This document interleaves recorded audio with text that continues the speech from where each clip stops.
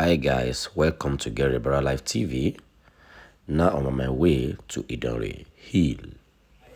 Journey to Idanre Hill. Right now I'm in Idanre, Ondo State. Wow, it's a very long step. So I'm meeting with the tour guide who will be taking me around. You're welcome to the Places Circle. Wow, thank you. Nice meeting you, sir. Nice meeting you. My name is Geology. I'm Binga by name. You're welcome to the Heritage Site of Idanre. I mean, where Idanre people actually stay for several years. So, like the way we are here now, we are still at the base. So, there are two major zones in Idanre Kingdom. They used to have the council that served as the ancient town of Idanre. He's explaining that is serving at the some of the vital information that I need to know. Idanre people actually stay up there for several years. I mean, at the top of the hill, it's about 682 steps, and there are 5 resting points at a regular interval. The first steps, and the first resting point rather, is 75, right from this very point, and the second resting point is 225. The third resting point is 361. And the fourth resting point is 473. The last resting point, which is the 51, is 580 steps. So when we actually get to that very point, we still have like a 102 that will take us to one of the peak where we can be able to see the clear view of this present location. I mean the new location of Idanre, where they used to refer to as Bufa Zone, where Idanre people are living now. Although everything that has to do with their traditional stuff, they still go up there to observe it. The existence of this Idanre, the ancient town of Idanre, is over 800 years ago. Idanre people actually spent over 700 years up there before they now decided to move down at 2 different attempts. The first set of people moved down in 1928, all because of religious crisis, and they moved down to where they used to call Alade Idanre in 1928, all because of religious crisis. Now, when Idanre people are living at the top, I mean the Oke Idanre or Ife Oke, the Christian Missionary Society came, and they happened to be the one that introduced 2 major things that shaped the history of the environment. They introduced Christianity, and they equally introduced the Western education. That is what led to the establishment of the first primary school at the top of the hill. Those Christians, there are some people that actually get converted to Christianity when those ones introduced their Christianity at the ancient town of Idanre. Don't forget that we have a existing way of worshiping our God before the arrival of those Christians. So that is the reason why most of the elderly, our forefathers believe that Islam and Christianity are foreign religions because there are existing way of worshiping God before those people now arrive. So when there is a kind of a religious conflict between the traditionalists and the Christians, the Christians were now decided to left the environment. They departed the Haitian town and moved down to Alade Idanre in 1928. And the set of people that were left behind, majorly traditionalists, now decided to move from the top to the base in 1933, all because of civilization. Like I told you, they moved down because of 2 major reasons. The first one is the religious crisis, and the second one is because of civilization.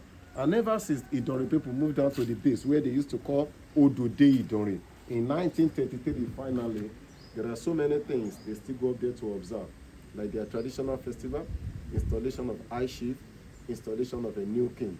And anything pertaining to their traditional stuff, they still go up there to observe it. Like today now, when we are done with these steps now, 682 steps, it will take us, we find ourselves on a plateau. We'll be walking freely on a normal surface where we'll be accessing from one place to another. We see the first primary school that was established in 1896. We see the native court, we see the native prison yard. We are going to see the mausoleum where they normally perform the normal burial rites for their king at the top of the hill.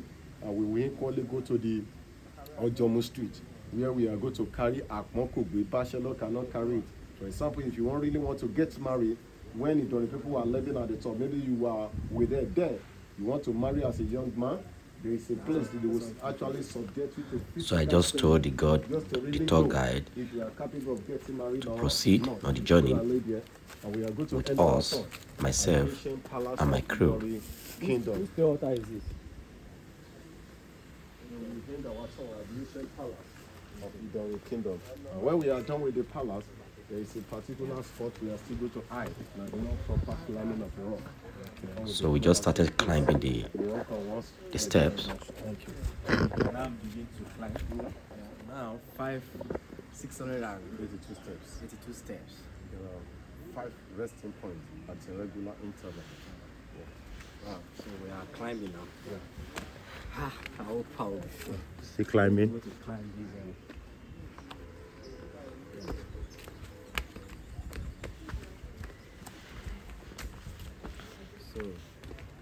The Idanre Hill is also called Idanre. As I said earlier, it's located in Idanre town in Ondo State of southwestern part of Nigeria.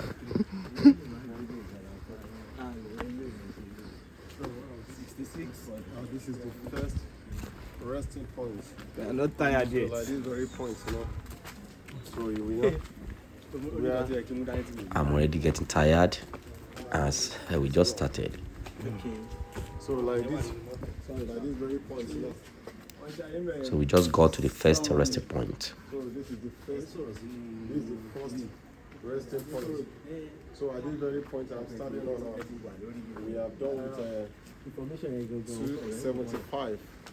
So like the way I'm standing here, the way you are here with me, we have done with 75 steps right from the base. The purpose of this resting point, just for people to just relax whenever they are accessing the steps.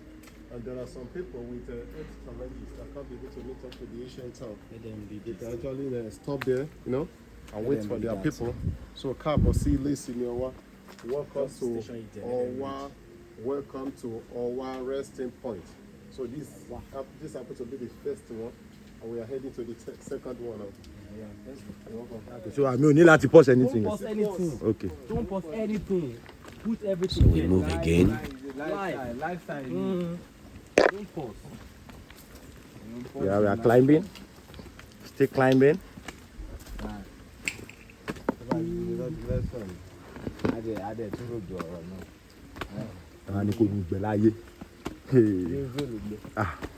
The climbing of this hill Wasn't wasn't easy for me.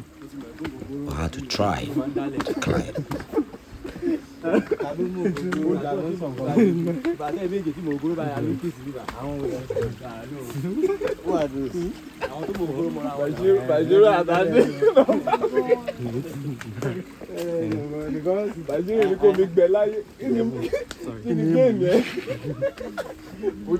As you can see, I'm getting tired gradually.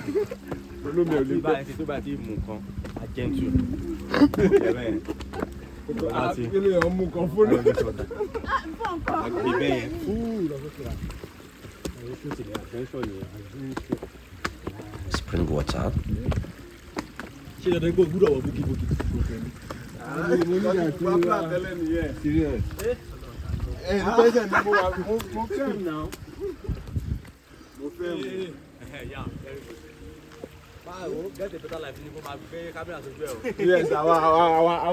at this point, my legs were already hurting me.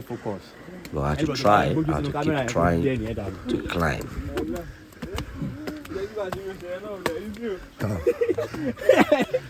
I bet where's the next resting point? Where's the resting point? Move it.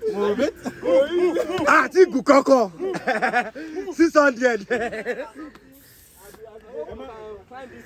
These are actually my brothers, and they are my crew member for this journey.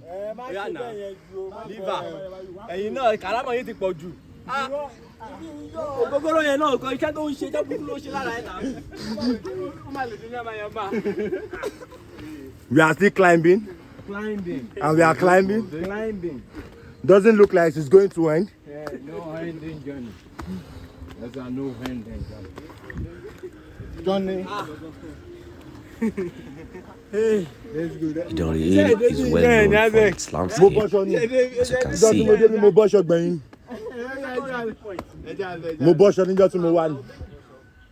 so up there, when we get up there, you are going to see the ancient buildings.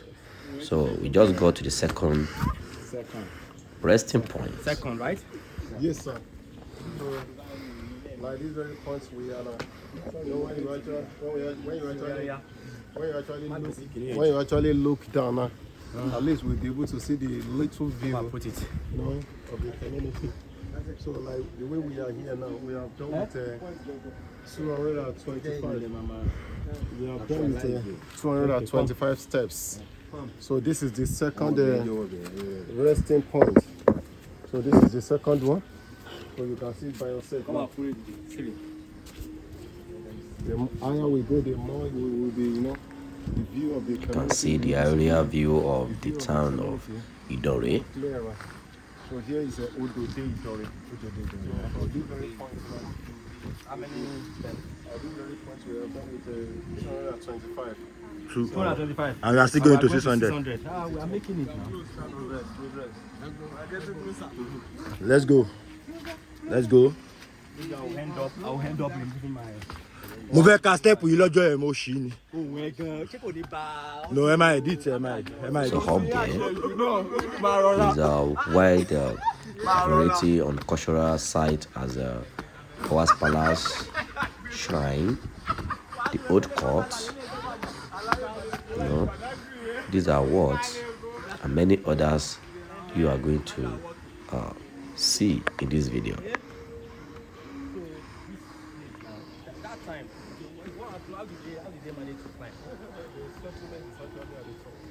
The way they climb, there was something like this steps. Whenever the settlement is up there, so whenever anybody is going out, This hill actually resides 3,000 feet. It is 914.4 meters above sea level.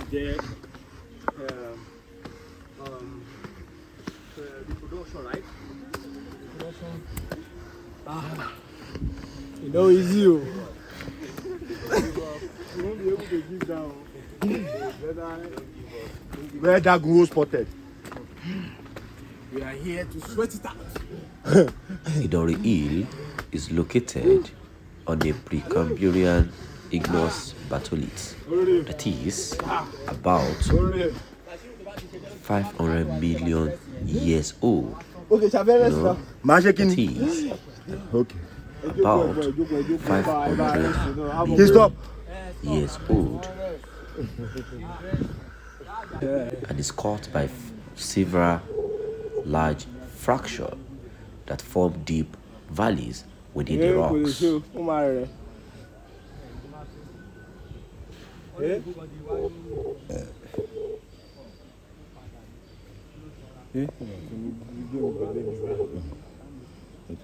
can see the area view of Idola town. We are tired, so Stage, scene 2. as you can see, I'm tired, but I have to keep trying. But I have to rest. You just have to Pull off my shirt.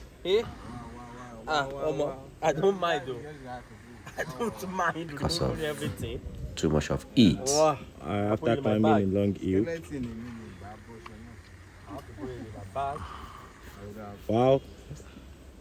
Oh, you have to stop where? Stop. No kàn fún yín, zoom mo fún yín.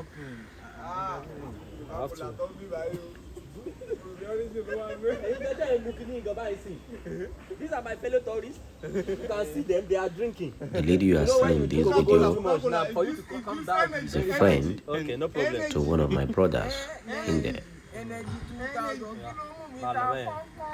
Man, go back to your place. Should I stop? With the camera. Yeah. Okay. Smoothly now. Mo lọ smoothly now. Are you okay now? Are we moving? Are we progressing? If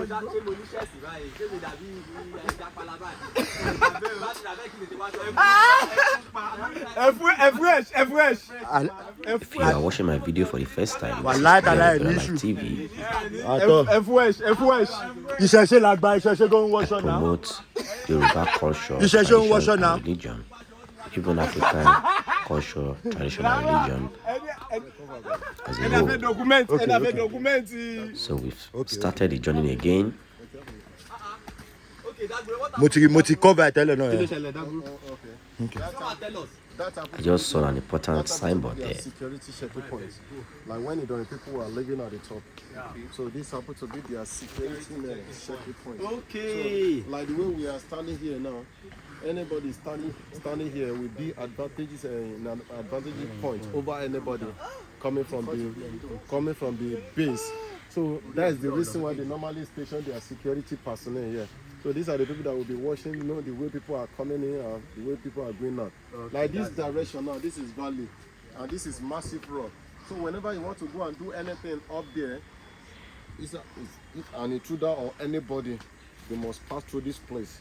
So if at all you happen to be an intruder, you not escape from this Daguro spot. They still have another point where they used to refer to as SLBG. That place, you know, there's a trench there. We actually dug it there for the security reason, just like an adult for security personnel. In case if anybody escapes all the way from this very point where we are standing on now. So we are heading to the third resting point. Okay, good. That's good. Daguro spot. So we move again.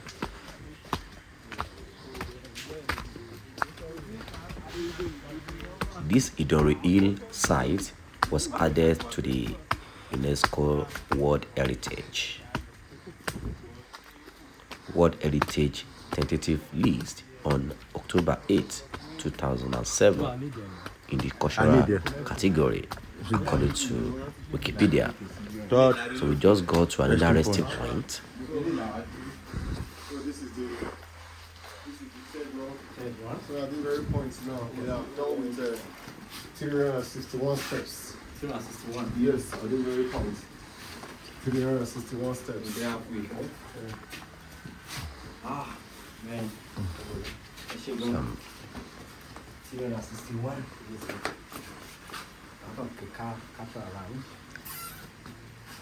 I give you. Don't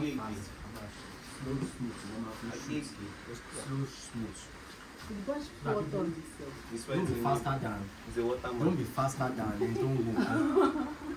You are imagining that you are the one washing. So if you are over. Just know why you look at me. Baby, me, baby. If you don't go, you don't go. What's the matter? Daguro ṣe jẹ. So if anything ayédọ̀wá yìí sí. Spring glass mo. So mo ní láti ní do àwọn dátọ̀rì sí wà tájọ wà tó tẹ̀lé ìfọ̀jú ní àjọ máa lọ. Sorry, I can't make it. Tó bá ṣẹlẹ̀ sí wọn a máa lọ lé wọn ni. Ẹ lọ wó kalẹ̀. Abẹ́lé wọn ti máa dọ́dọ̀ wá sọ̀rọ̀. The ancient settlement of Idola had existed on the hill since antiquity. Ó lọ. Níbo lẹ fẹ́ wà lọ ẹ̀mọ́ tó jábọ́ sísá? Níbo la wà lọ?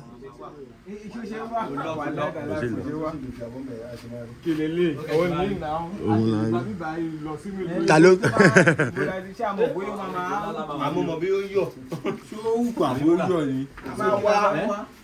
Ejò máa wà bẹ́ẹ̀ náà. Ade, abeg, just I need one water. I didn't throw water to ADZEK. Action. Àti ṣe tó ṣe wá ń ṣe Pick it up. I was feeling thirsty. I drank water. Màá sì wọṣọ padà ó ṣọ. Látẹ̀gùn máa fẹ́ dáadáa. You can see the spring water coming from the top of the hill of Idanre. So we are climbing. The steps are 682 steps,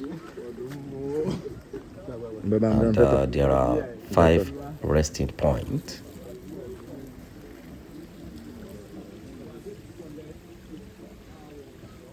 So we've gotten to the 3rd resting point, and now we've moved again. 4th resting.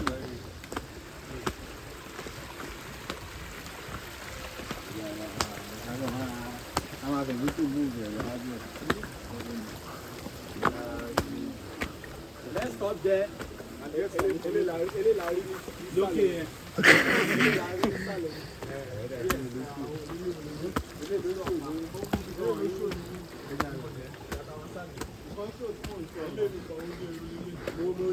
Climbing this hill wasn't easy at all.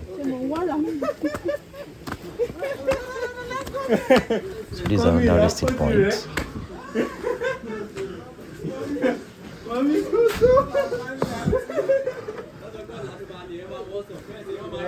Now we are closer to the top of the hill.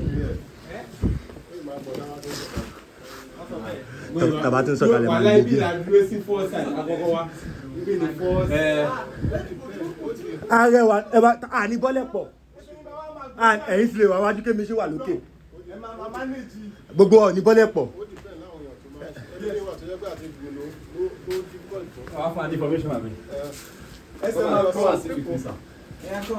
are some people that At this point, we rested very well. We took our time to rest here.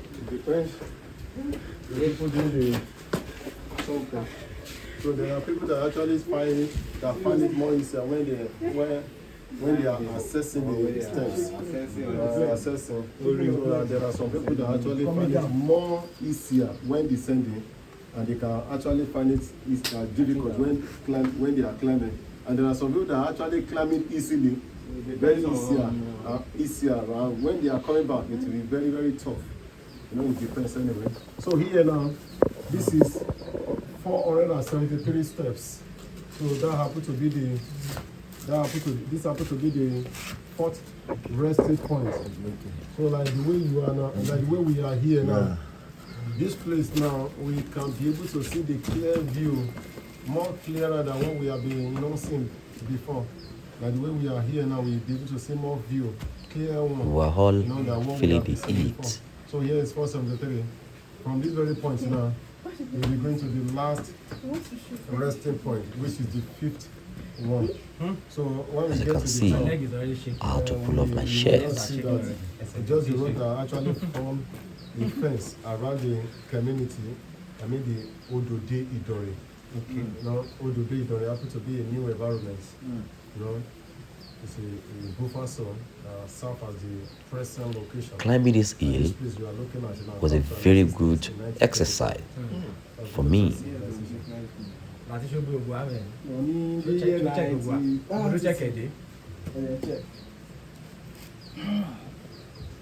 Confirm. Ralph because you lost. No, one space one. So we took our time to rest. Space you are this point very well. This is an airplane mode. Yeah. So let's. She can record by. Could record. Sorry. It's recorded. As you can see, it was fun climbing this hill. No, you can ask anytime. We are sitting on the staircase. When you get there, you can still ask questions. It's not. Question is liable at any moment in period of time. Okay, you go. If you are new to this channel, kindly click on the subscribe button down below to subscribe to this channel free of charge, so that you don't miss anything on this channel. the highest? Which one? You get a brand of TV. No, the highest one, Promote the highest point Yoruba behind culture, traditions, and religion. Can we have The same Idanre town. The same Idanre town. Why? That is where they normally do their normal traditional stuff. Okay, so We tourists do not have access to You can't actually go to that extent. There is whenever they are assessing their observing their traditional festival, people can actually come around to watch the procession. But they can't actually allow anybody. So when are they doing that? They are preparing towards it now. Only you got that. You would like to know like the actual time. The actual time they are doing it. So But I was saying by one she or do So I've put on my shirt. one ṣojú kan náà. Àwùjọ ọmọkọ. àwọn awo wọn wọṣọ wọn ń ṣe ẹ máa mọ̀ pé wọ́n ń ṣe festival fún wọn táìmù yẹn So ẹ máa pé this is a traditional arena. ìṣẹ̀ṣe arena. Let's move it. Wọ́n review bíbá move capture the move tí o ti gbé view yẹn. move fún máyẹ̀ kó jábọ̀. O lè jábọ̀. See clear view of the town.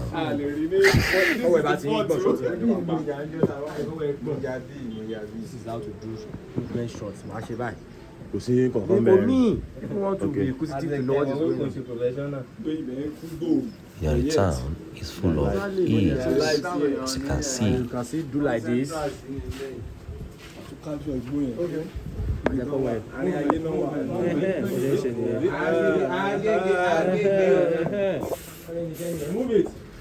We move. Move again. Jog it up, jog it up, jog it up, jog it up, jog it up. We are about to go to the top of the hill.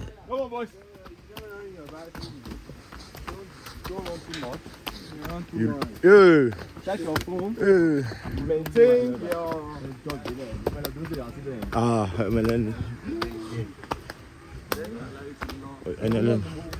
Mo ní bá ń bọ̀ a ní padà in group. Mo máa ti rẹ̀ wá.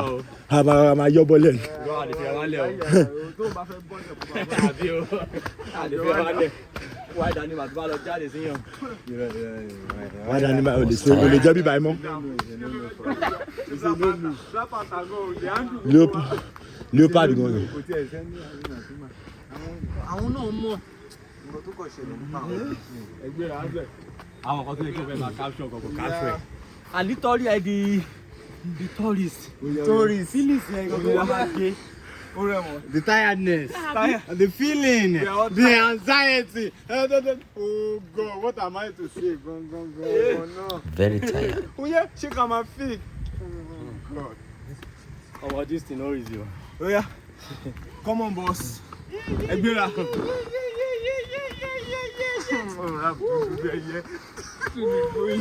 Even the lady that followed us was tired as well. The way is now sounding like wee. Now we've got to the last resting point. Some of us have this is Ondo State energy drinks. Keep moving. Idanre. Nigeria. So where are we? So okay, we are actually the last resting point. You know? We are last resting point. So we have done with How many? 580 steps. So this is a wide one. So happen to be the 580 steps. So right from this very point, you know, this one, without peak, where is a small rock. From this very point to that point, we just need to climb about 80 steps. So when we are done with that 80 steps, when we get to a flat surface there, like a walking distance, like a 3 or 4 minute trek. Now we are still going to make use of another 22 that will take us to one of the peaks. Where we can be able to see the clear view of where we are coming from.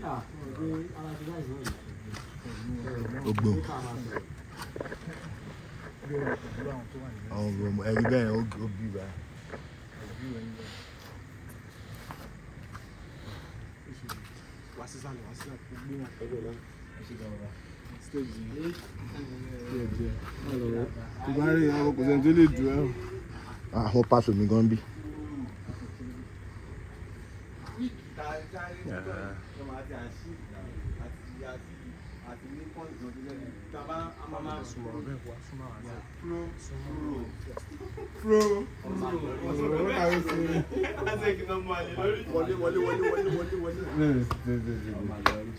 So you just slow down, making your take go step in. Let your step.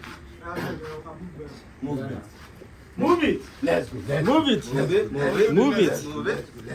Let's go. So we've continued with the journey. Allah, go as inclined as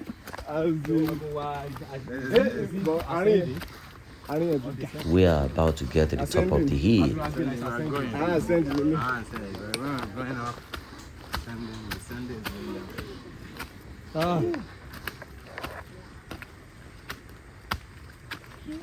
My name is Kolade. I am the founder of Get Real Life TV. Here is my journey to the top of Idanre Hill.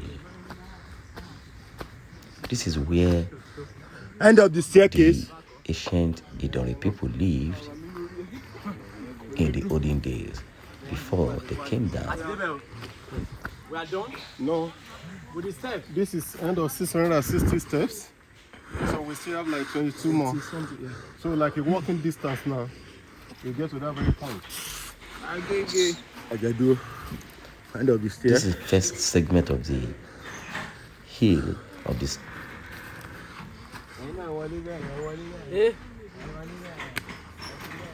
So we are through with the first steps, Àti dórí òkè first kan. group of the steps. Orí òkè kan lélẹ̀. Orí òkè kan la dé. Àti dé primary school wọn. Primary school wọn. Ẹ̀rí secondary. Ẹ̀rí lọ bí ní ṣe pọ̀. Orí òkè ẹ̀ la máa ti rí gbogbo nílùú primary school ẹ̀. Ibi táwọn bá ti máa wá lélẹ̀ tó ti stop.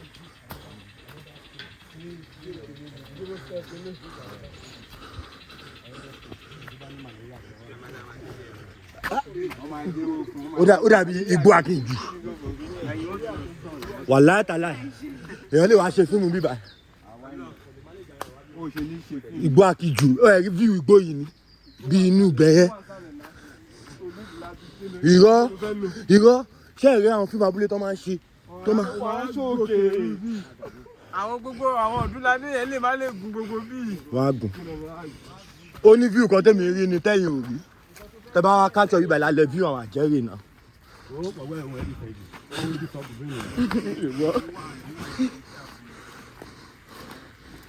Wọ́n lè gun ìyẹn tó bá fẹ́ ṣúùtì certain nǹkan tó need.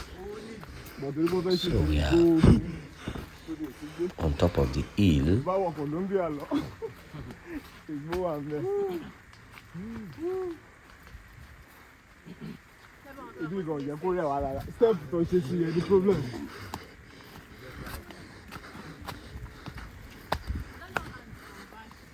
But there are a few steps to climb to get to the main top of the hill.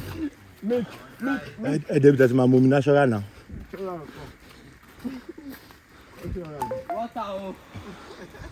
Omi o. And milk.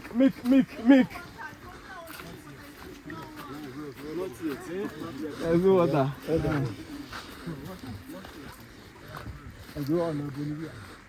this is the last lap. Not the one I'm talking about the other side. So we are still in another route. Hotel kan wà mẹ́ẹ̀. The road that leads to the Hotel kan lélẹ̀ primary school à ń lọ yìí. School lélẹ̀ So this is the last few steps to climb to get to the top of the hill. This is the last lap. So here is the remaining 22. So when we have access to the peak now, we see one challenge up here. The purpose of the challenge is just for people to sleep overnight. Whenever people come for research work or like a documentary, maybe people come around for to run a documentary where they can actually sleep overnight. Okay. So the condition is very bad, and the state government has promised that they want to fix it. but it's yet to be fixed. Whenever people come around for research work, they normally bring in their content. They can mount it around up here, or they go to the ancient town. So we want to go and see the clear view of where we are coming from now. Right from this very point now, we see the clear view of the present location towards this direction. And when we are done, directly to the ancient town of Idanre.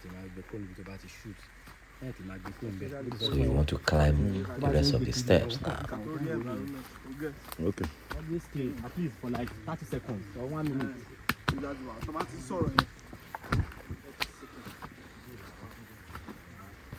Hey, you take dig abi.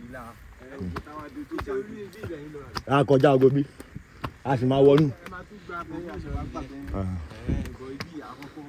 Ibi tá máa ti rí ìlú yẹn rèé sí.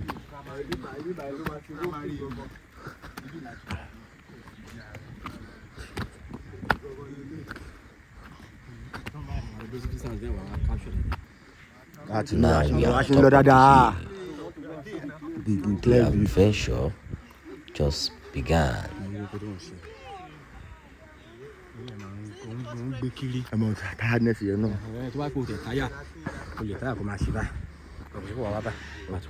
No me, she better no. Now we are going to be visiting the ancient buildings on this hill.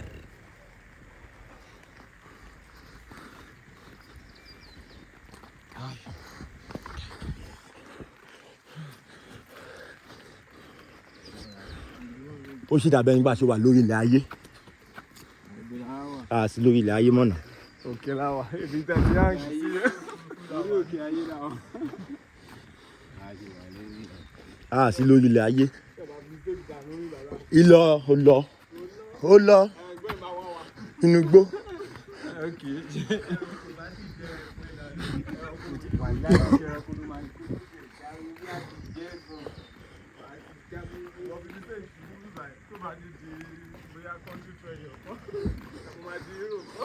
Idanre treasure.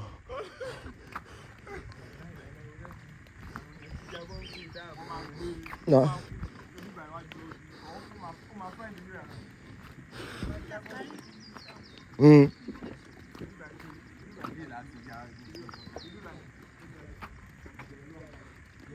Bẹ́ẹ̀ kọ́.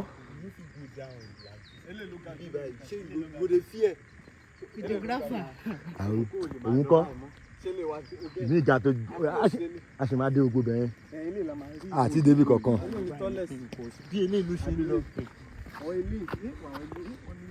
Ìfì ilé náà ga. Ilé náà ga. Ilé náà ga. Òkè òkúta kan láwa o. Àṣírí kan tó ga jù wá lọ.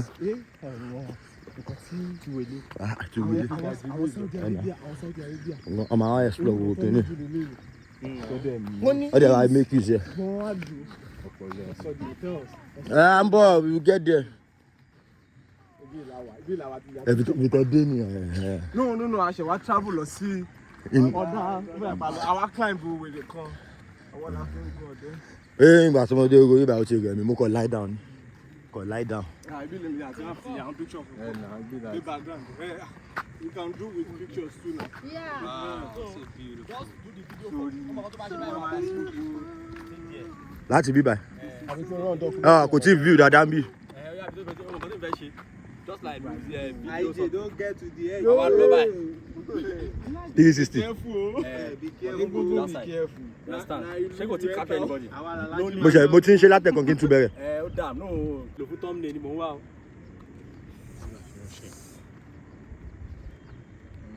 Bite is small. They come back from ma. ADZEK rọra. Ẹ máa rọra. Ṣé ó lè máa make move bọ̀ bẹ́ẹ̀? Ó lè máa bọ̀. Ó lè lọ gan. Òlú yẹn. Gbogbo ìlú ti cover bẹ́ẹ̀. Bóyá wá. Slowly. Okay. Oh, it's capturing perfectly now. Okay. Ìbójú ọ̀nà nìyẹn. Wow, this is the town. The whole of the town. We'll try to go there.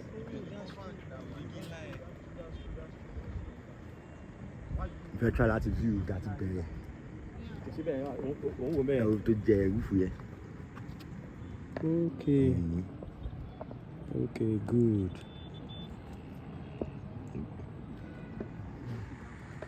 Good. Alright. Ó gbé yín perfectly bí ẹ mọ̀. Bẹ́ẹ̀ ibi tẹ́ wà yìí, ó kọ́kọ́ gbé ìlú wa báyìí. Yeah, thank you.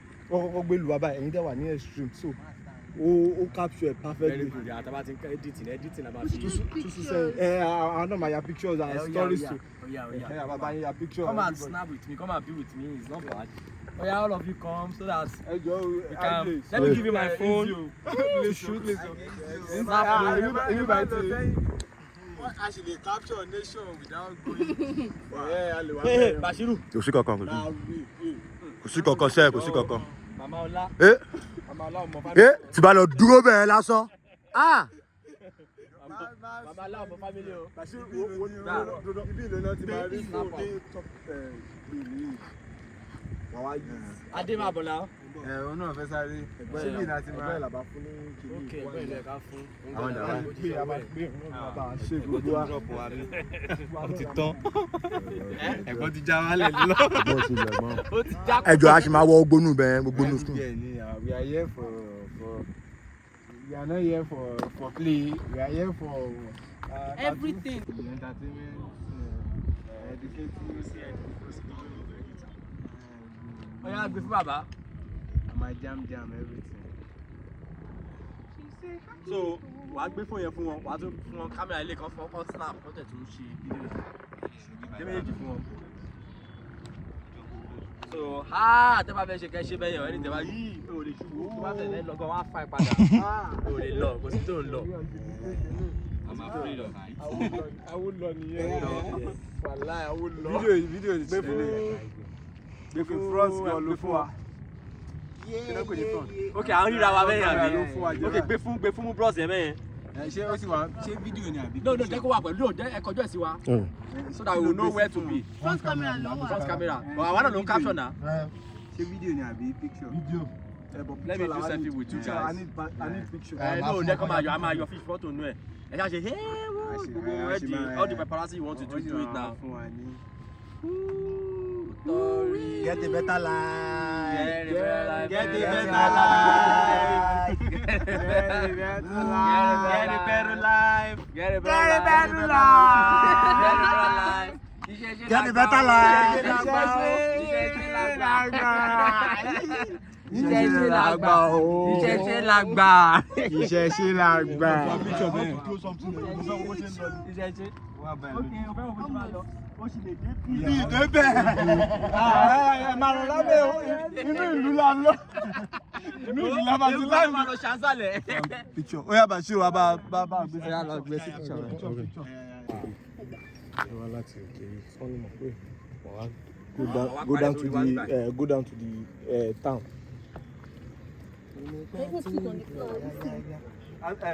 Ẹ jẹ́ ká wà nílẹ̀. Just explain to us what we have done. Record now.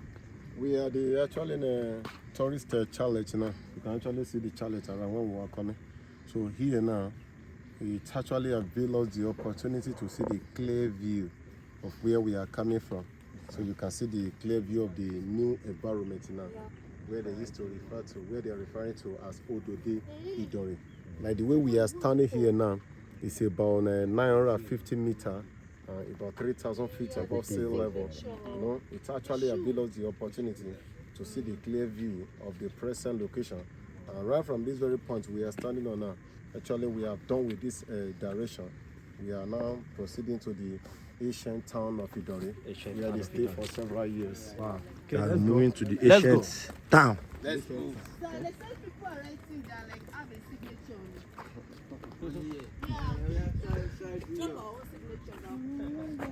There is a significant purpose here. Àwọn ti science lára gan. There are signatures here. Wow. Ẹ wá wò A kọ́kọ́ lot bí. of signatures. A lot of signatures. Wow. We cannot afford to miss this. Wow. Yes. Wow, we need the session here. Signature. Every great man. Yeah. Okay. So I forget a better life. I will be there. What can I use to write it? Okay, thank you. This is aloe vera now. Yes. This is aloe vera. It's not aloe vera. This is aloe vera. Wa wo zoom kan tí mo kàn zoom. Mo mọ̀ bọ̀ wo ní dúró síbẹ̀ for No, long. orúkọ ẹ mo kàn fẹ́ kẹ́ Mo zoom. mọ̀ o ti ṣe bẹ́ẹ̀ orúkọ ló ń promote yẹn bàbá yìí wá jẹ́ kán kọ wá come and look for a place. Ìkànnì. Empty side, don't leave. Yeah, there is still empty. Let me just write something. Let people have the feel. Ẹ mọ̀ pé view ni ẹ ní mọ̀ kọ́ tó ṣe bẹ́ẹ̀. Why is she here? Let them see the wide shot. Let's see what the guy is trying to do. Tó bá ti dúró báyìí dẹ̀ wá ṣe súnmọ́ wọn. Wọ́n yẹn ń ṣe fídíò nìyẹn. So we want to write, look for a place to write, get the better life TV. Then you now put the shit like on that. This is like gbogbo ilé ìtàkùn soundtrack normal voice one show so ibi taba ti need the point.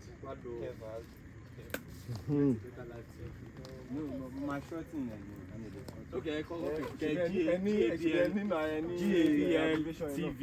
GABL TV. Yeah. That one will not show. Má súnmọ́ wa, má súnmọ́ Mo wa. kàn fún yín ní nǹkan tí mo rán. People are watching it. Mo kàn fẹ́ bá yín wá ojú space náà ni. Okay. Gbogbo kọ́tà ń tẹ́lá ti ṣe yẹn náà fẹ́ mọ̀. So tó bá ti súnmọ́ wa ju capture the rate nìyẹn. That one is Ẹ kò mí náà a máa view ẹ tá bá kọ tán. Ẹ sí wọn yẹ ẹ. forget about that. JBL TV. ADZEK. Okay, ADZEK. GABL TV. Okay, GABL TV. Ẹja ẹ ọkàn gan, ẹja ẹ ọkàn sọ́wọ́. Kò já. Ṣé máa lè fi lẹ́ẹ̀ bẹ́ẹ̀ ni? Ẹni gan tó ń kọ kíní gan ò gbé sí. Ṣe bẹ́ẹ̀ ni má ti sùn. Gbé wá jẹ́ kí n ṣe jàre. When you are with him, you now go there. Try it. Hey, you now stable here. You can see my shot. By the time the mama fi cut off, closer or you zoom it. B L. Get a better life. TV. Small letter TV now.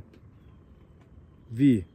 Don't you know right? Giacomo, yeah, Ralph. Oh yeah, say it. Face it and say it. G. Get a better life TV.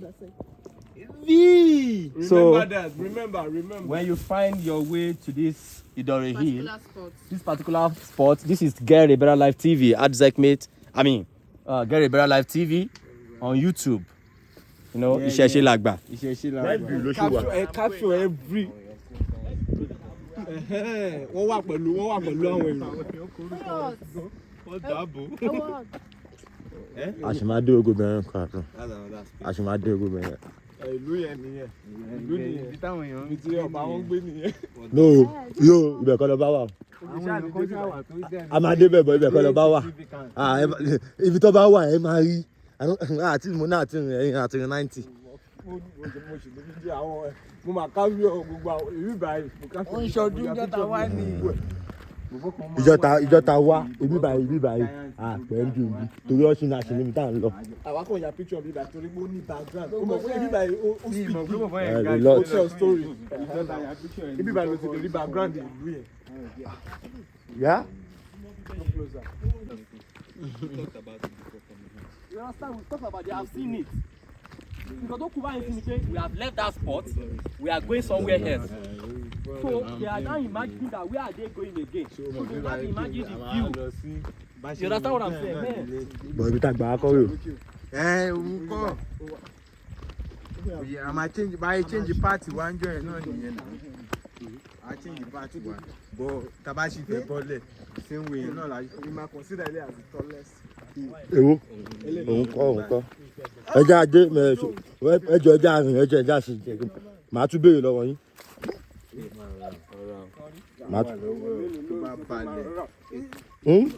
Ó yọ nǹkan tẹ́sẹ̀ ń gbà.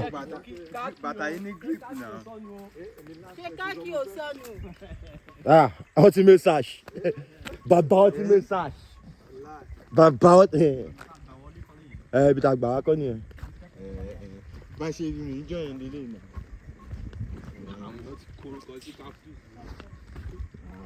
Ibo lọ ti korúkọ sí. Ọlọ báwo mo fẹ́ mọ̀ pé wọ̀ ni.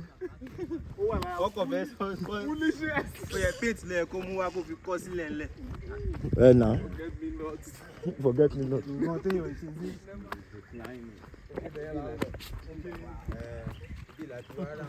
Okay, wọlé lánàá. Okay.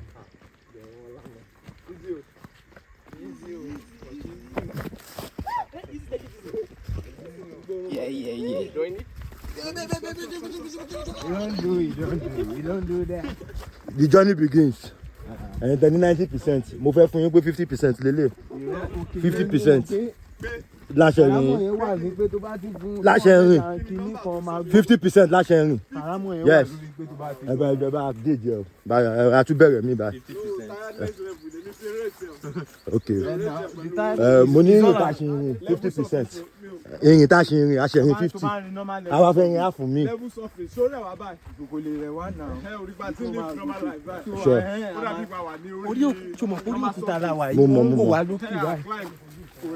Mo understand. Ṣé èèyàn lè fọwọ́ kọ mi? A lè mú gan. Omi tó mọ́ tó yìí máa mú. Ó lè jó mi ẹnìkan ló nǹkan tí mo ṣàlàyé fún ẹ ó lè jó mi ẹnìkan ló gbé sí bẹ́ẹ̀ yẹn ò bá mi wò kán tó gbé sí. Mo gbé sójú yín náà. Ó gbé sójú mi ó gbé gbogbo geographical location. Omi yìí wà Wá sún Bí àwọn tó dúró, àwọn tó bend down. Ó wá súnmọ́ mi. This is the source of your water. Bí àwọn èèyàn náà gbé sókè. Oh, it's medicinal. Capture Azek.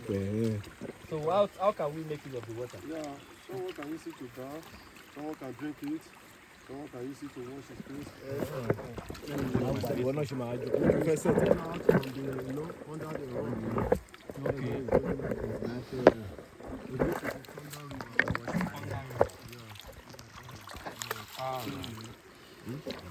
Your camera.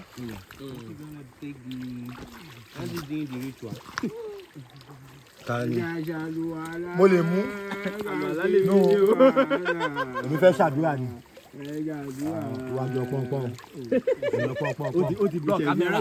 Ó lè lọ location o. Olùmọ̀ ọlọ́tún. Olùmọ̀ olósì. Àárín ọpọ́npọ́n. Olúwẹ̀rí màgbójò. Sẹ́yìn díẹ̀ bá ṣó. Má fi olùmọ̀ ọpọ́n. Gbogbo nǹkan tí bá ti bómi rí ni kó jẹ́ o.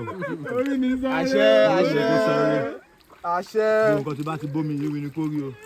Omi gbé mi débi rí o. Omi lànà fún mi o. Ayálẹ̀ nípa àdúrà tó lẹ́yìn gbà yà á gbà fún un. Àmì o. Omi ọ̀ṣun. Ṣiṣẹ́ báyìí ni lákọ̀ọ́ṣẹ́ o. Ṣiṣẹ́ ni iṣẹ́ omi o. Mímu là ń mu omi. Mímu là ń mu omi. Omi á yẹ̀ wá. Omi á gbé wá. Omi á lànà fún wa. Ìṣẹ̀ṣe la gbà. Ìṣẹ̀ṣe la gbà. Ìṣẹ̀ṣe la gbà. Ọ̀nà wa máa la o. Àní ṣìṣe o. Bómi ní ṣe mọ́. Àní ṣìjẹ o. Bómi ní ṣe mọ́. More money in our pocket. Owó tó pọ̀ dollars millions. Yes o. Bómi ní ṣe mọ́. Láyé wa náà máa mọ́ sí i. Àtúmọ̀jú eléyìí lọ. Àṣẹ wá. Àṣẹ wà báyìí ní Sìrèké. Àṣẹ wá. Àṣẹ wá. Yẹ lọ wo kan tó dẹ̀ ń ṣe gan. Ele capture everybody.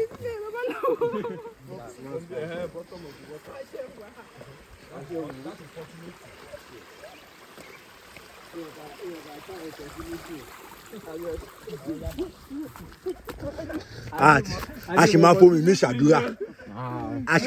ṣàdúrà. Kọ́ládé house front of Gidigan C2 Gidigan Okele. Primary school wọn la máa kọ́ dé primary school. No, we are still on set. I have to keep it like that. Ọlọ omi tó natural tó yẹ ò sí láyé. Wọ́n lè ní omi tó stop. Wọ́n lè lákòómi láyé wọn bí. Àpáta ni omi nǹkan nínú àpáta ni I don't know how bọ́lá ṣe ṣe ọlọ́sọ Nature ẹ̀ má. A fẹ́ mọ̀ di omi. Bómi ṣe ń sun kò possible. àwọn onímọ̀ ò fẹ́ realize pé wọ́n fẹ́ accept pé àwọn kọ̀ọ̀kan wà táwọn Ọlọ as human being. Ìgbọ́n ni bí wàá bẹ̀rẹ̀. primary school. Quiet. Is there a certain book and we Sure. first primary Old, school. you are strong. Where is my face mask? Do I have it? I don't have it. Hello. Okay, no problem.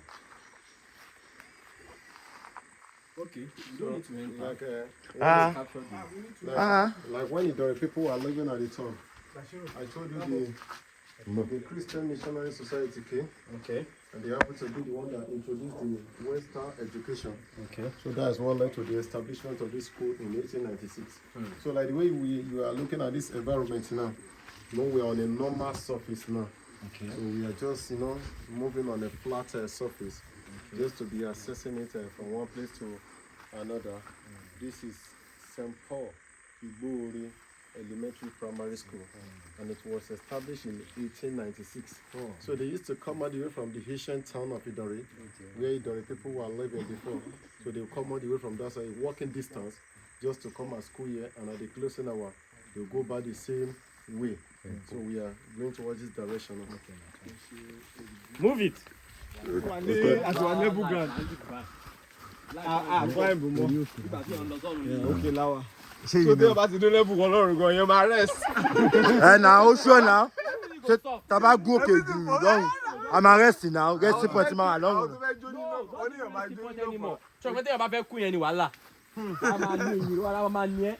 But about to lose one year another life. Yeah. Finish. No, but I can imagine. Say okay, we are now at one location. Hello. Ospa.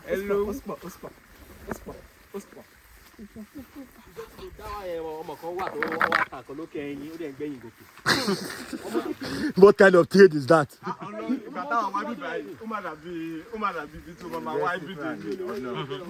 lot of people, a lot of groups. I mean, like. Wọ́n láwọn lè rẹ ìyẹn jẹ fún ọ̀rẹ́ jẹ ilé yìí mọ́. Group of people, all of you receive it. Come on, you sorry.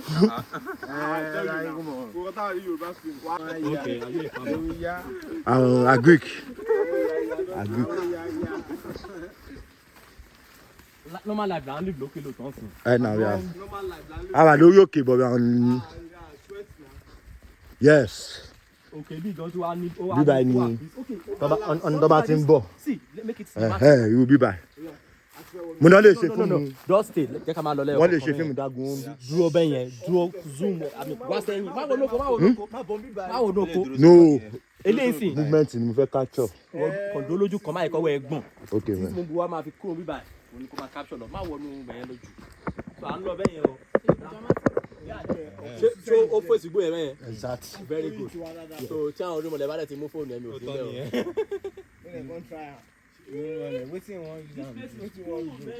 Wow.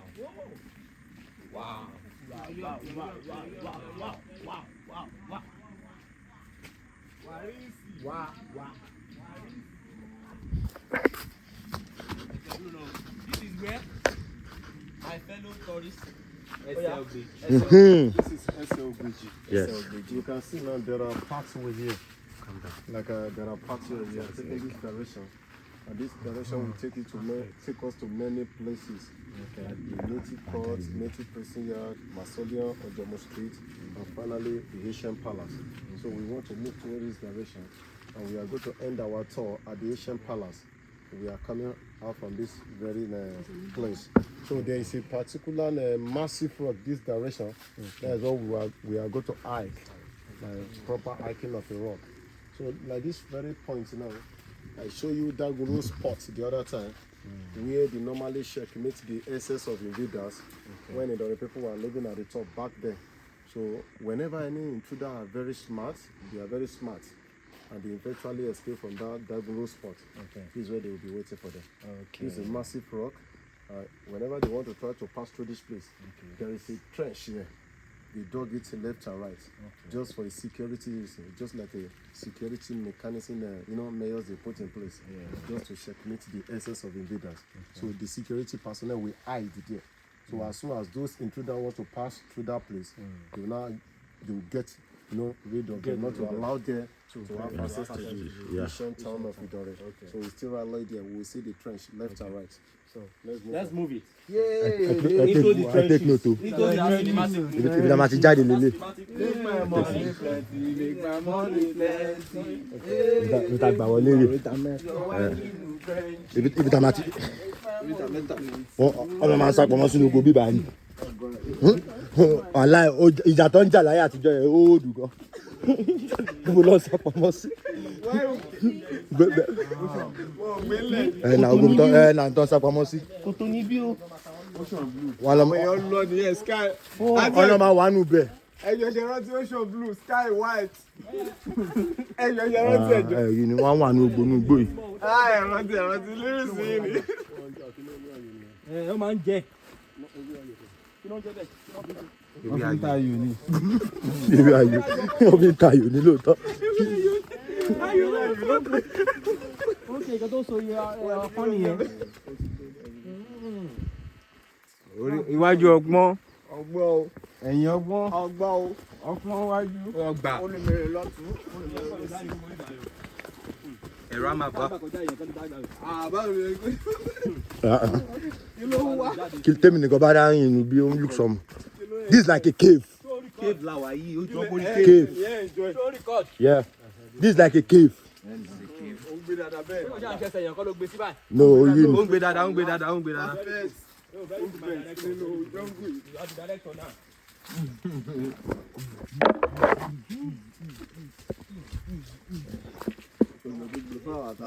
Tá ń bọ̀ lẹ́yìn.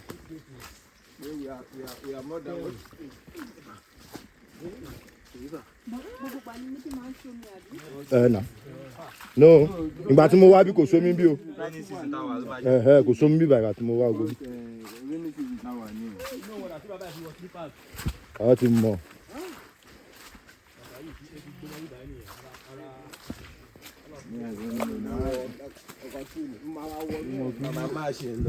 Place like this.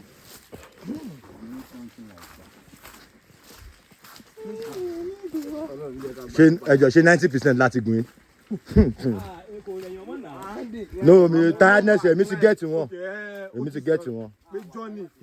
Johnny wa ṣe long. Ó ṣe long. Climbing wa. Ní problem. Climbing làwọn èèyàn máa ń calculate sí pé mo lọ sí Idanre Hill. It's all about climbing. Ìlú làwọn wà báyìí látàárọ̀.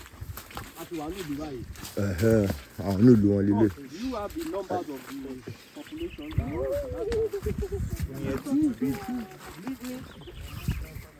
Like correct habitat. Àwọn ibìkan wà tá a lè fẹsẹ̀ rìn débi báyìí o. These are Iroko tree. 3,500. Ọmọdé bí woko. Iroko má bínú o. Iroko tree. Mo ń sọ wàá máa fojú di everything. Wàá máa fojú di everything. Eléyìí kò jí sẹ́yà ibi tá a wà lélẹ́yìn lọ́jọ́ yẹn. Nígbà tí èèyàn bá rí example nǹkan tó ṣẹlẹ̀ sáyé ẹ̀ kó tó mọ̀ pé nǹkan. This is another. Ó níbi tó àwa bí ìjọ yẹn. Rẹ́gà ara rẹ́gà mi báyìí náà. Ibi tá a lè fẹsẹ̀ sí. Another story wà níbí. Another story wà níbí. Ẹ lè kó o sí, ó ti pẹ́ náà.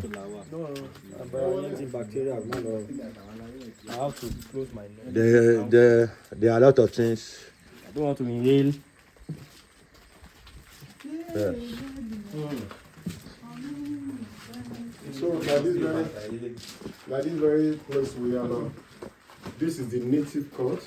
Let me capture. And directly opposite of where we are standing now is the prison yard. Okay. So when you look at the structures of this place now, it actually depicts the structures of the court. Okay. So like this very point now, this is where they normally set a table and a chair for the judge. Yes. Whenever the trial is going on. So like the room serves as a chamber for the judge. So this basement is for the litigants. You know, the prosecutor and the defendant. These are the people that will be sitting at this basement. So that very point, this is the dock. You know, this is when an accused normally standing. Whenever anybody is undergoing trial, when the trial is ongoing, such person will be standing in there. And there are some cases they can give a light judgment. But if such person need to sentence the person to the prison, directly to the prison. Yeah, these two places was established in 1906. Sorry, let me ask you a question. The judiciary system as at that time, was it a Western judiciary system or our traditional judiciary system? Before the arrival of the Europeans, Yeah. before the arrival of this the whites, we have already have a system way of doing things. Wow. Good. So you can actually, take note of what I'm trying to pass across to you now. Okay. During the pre-colonial administration, Okay. we have we have 3 stages. Okay. And we are I think the last one stage now. The first one is the pre-colonial administration, Okay. where they make use of Oyo Empire as an example in Yoruba land. Okay. And when you check out the governmental structure of Oyo Empire, you can see that it is decentralized in nature. Wow. There is a position of Oba that serves as an executive. And we have Oyomesi that serves as a legislature. Okay. And we have all those Ogoni confraternity. They are making use of those people as their judiciary, the chief priest. Oh, wow. Are you getting me now? So these are the existing governmental structure we have in place. Now, when you check it out now, this recent governmental structure now, the one that Yoruba people make use of them have the resemblance with what they are using now. You can see the system of government in Nigeria is very federal in nature. Wow. So that's what they have in place back there. Those ones, it has already been in existence before the arrival of this colonial master. We have the colonial administration, and we actually have a post-colonial administration, in which some scholars judge as a neo-colonialism. Even that is exactly what it will affect our religious system. That is what we are saying. Everything is all about mentality. So we had our own way of doing our things in the past. Before they arrived. Oh my God. Like the way the whole situation is that we actually copy the most tough, system of their own culture, and we forget about it. Like the one you are passing across the other time.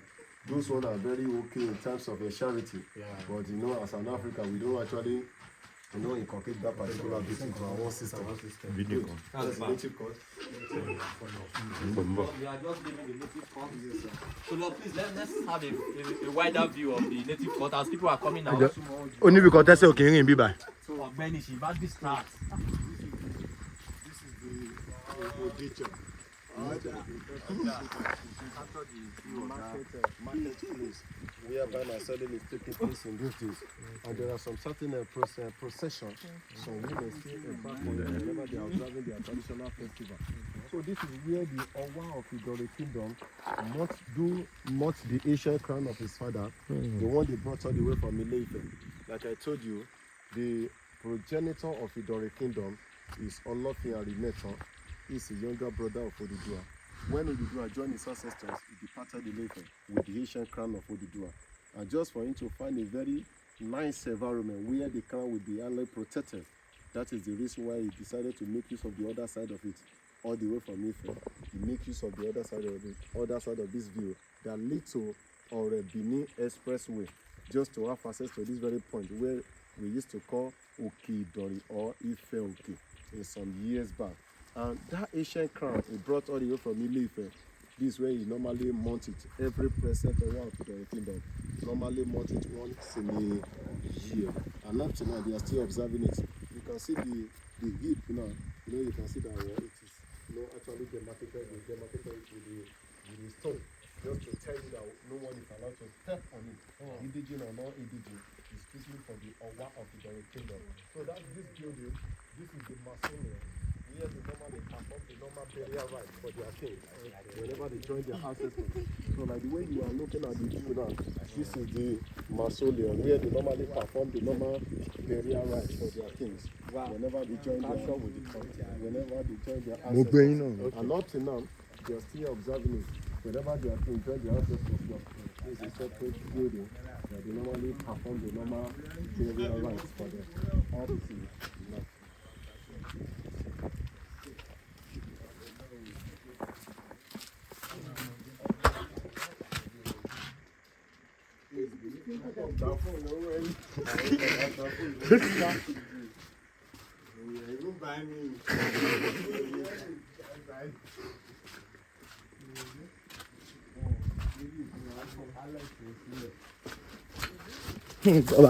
tí kò mọ̀lẹ́ kan bá lọ yọ tó dúró mi lọ́wọ́ ó tán ni.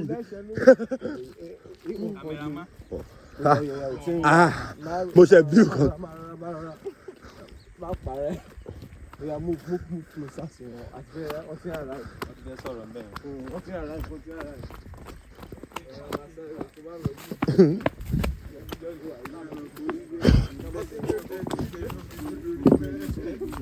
Ok, ẹni tó bá ta sí ó máa. Ẹ fọwọ́ fọ̀ bó ṣe wà wá bá ètò. Ó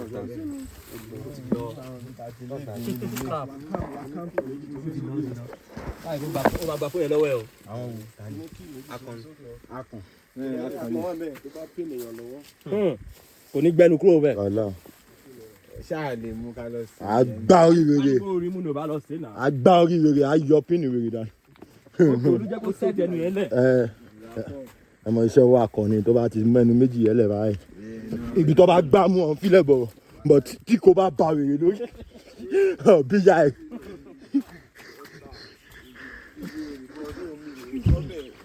Ìrìbọn mi náà ṣe fún ẹ. Left leg don do ìrìbọn mi o. Palm tó yẹ kẹ́ gbà kó ti wet already. No, kò tiẹ̀ wet látàrọ̀ so I have been doing well with my movement. Wọ́n ẹsẹ̀ òsì ní ó kọ̀lọ̀ jì ní mẹ́. Àwọn èèyàn jì ní mẹ́. Òkúta kan wà tá a máa gbé bí báyìí gbogbo ara máa gbé. Lórí ètò ìṣẹ́gun báyìí mi ò ní gbé. Gbogbo wa la máa gbé ẹni tó bá fẹ́ bímọ àbí tó bá fẹ́ òun lélẹ̀. Fẹ́ lè gbé. Ojomo Street. This is Ojomo's house. Here is a chief Osolo house. Ojomo is one of the high chiefs in the community. Okay. And Chief Osolo happen to be the chief priest of the Odosun traditional festival. And a chief Lori is a particular place where they normally perform the kind of traditional rites whenever they want to restore the new king. So at this very point we are now. This is what they used to call Akokube. Bachelor cannot carry it. Whenever any male child is ready to get married, that when the people are living at the very top now, maybe you want to marry her, you are at the top that very time. So you want to marry her, this way they will subject you to physical screening, just to really know whether you are capable of getting married or not.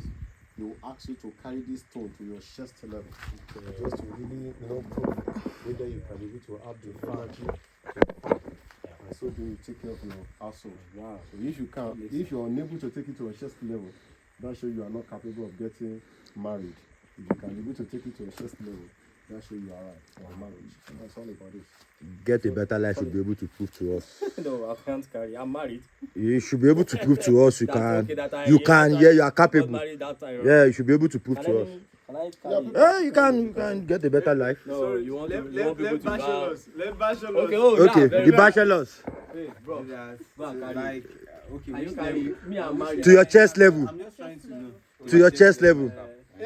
So let's see whether you are ready to marry. Yeah, get a better life, crew. Get the better life. It's a tourist. 1. Two.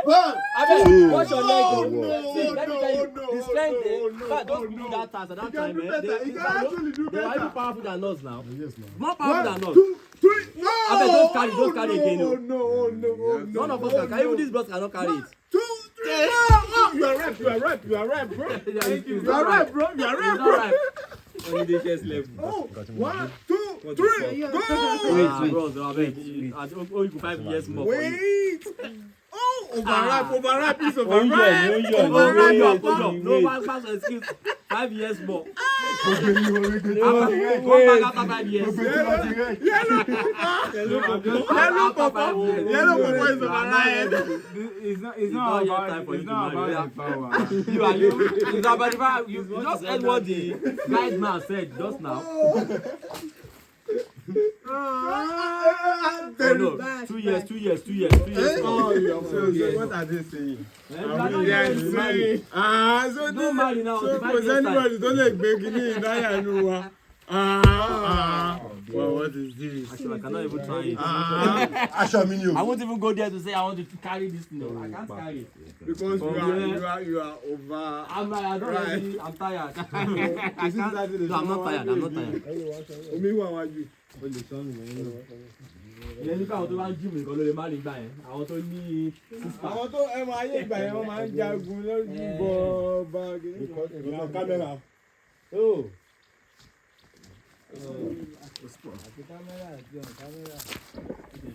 Surprising. Oh no.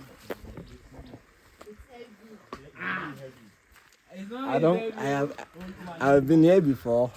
Did you carry that? I carried this shit. It wasn't something soft. I was.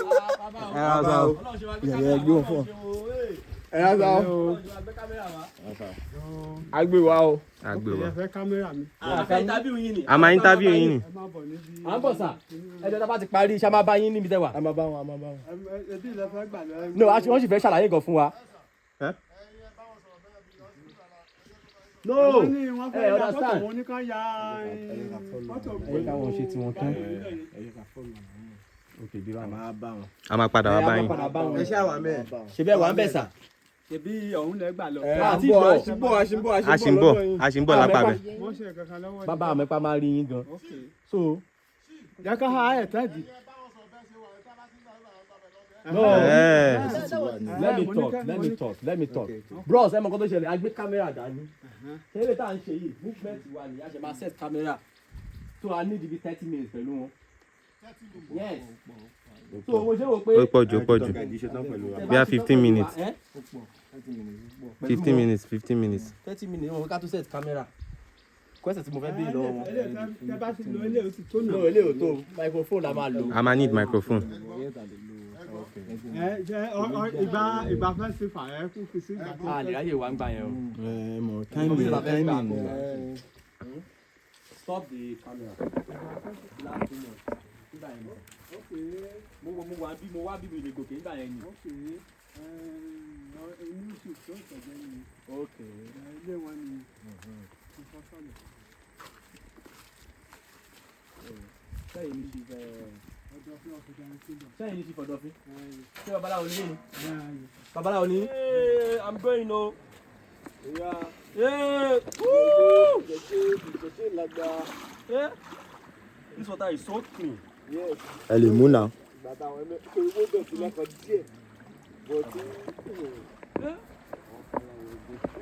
A máa wẹ̀ gan. A máa ṣeré bí ọmọdé mi ẹ̀. Wow. Bye bye. Ẹ lè súnmọ́ bí dáadáa. This water is clean. Very clean. Woo!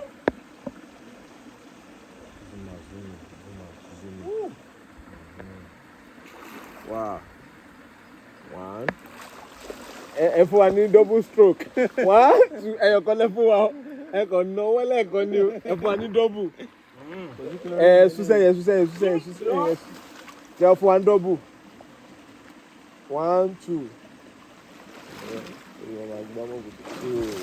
Díẹ̀ òkúta o. Ẹ̀rí jẹ́ èèwọ̀ oríṣà. So capture good shot. Yes. Kí bros wa sọ pa omi yẹn fún wa now. Kí ló ṣẹlẹ̀ nínú omi yìí? Just the water for survival náà ni ó tán.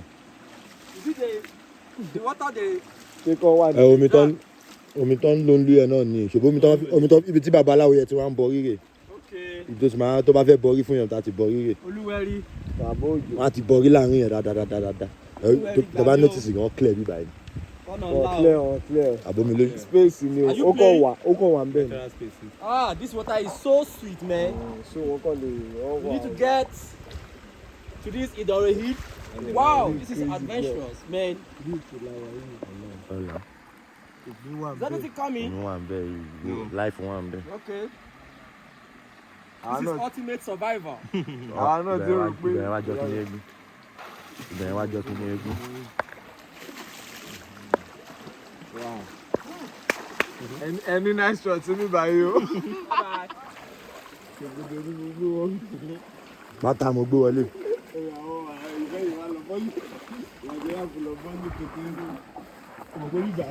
Ẹsẹ̀ ló kọ̀ máa kọ́ omi. Me and that clean. Thank you. I'll clean it. Me and clean, girl. Continue to. Yeah, man.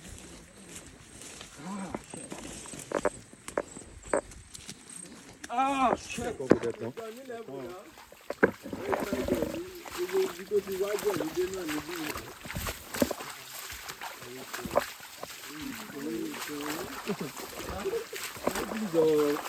Your canvas is gone.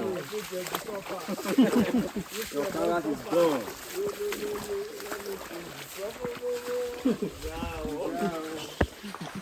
Hey, what? I'm a big boy now. I'm going to go and shoot me.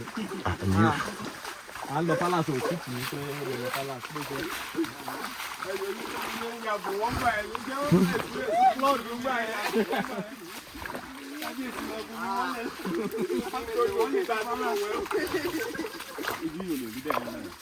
Láyé. Irọ́ mi lè tẹ́ pélé máa rìn lọ. Ẹ̀fọ́. Mo máa enjoy omi. Mo máa ti wú mi. Heavyweight. Wọ́n wọ sneakers wá bí. If you put on sneakers, you off it. Ó dùn mí major play ó kàn tún dùn mí. Ọ̀dọ́ sí ń jọ bí n pa ti fẹ́ máa ń àti tọ́ dáadáa. Anytime tí.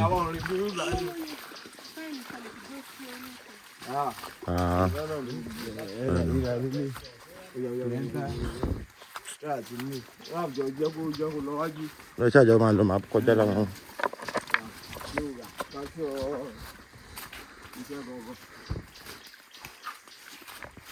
Ìtẹ̀ka.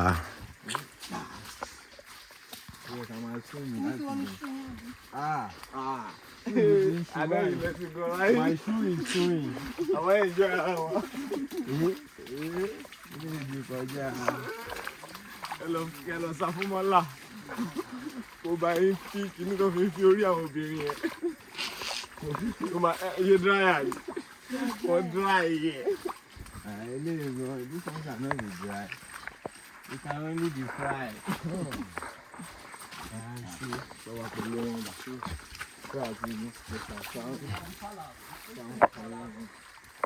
The ancient palace, and I can see it right here. The ancient palace of Idanre.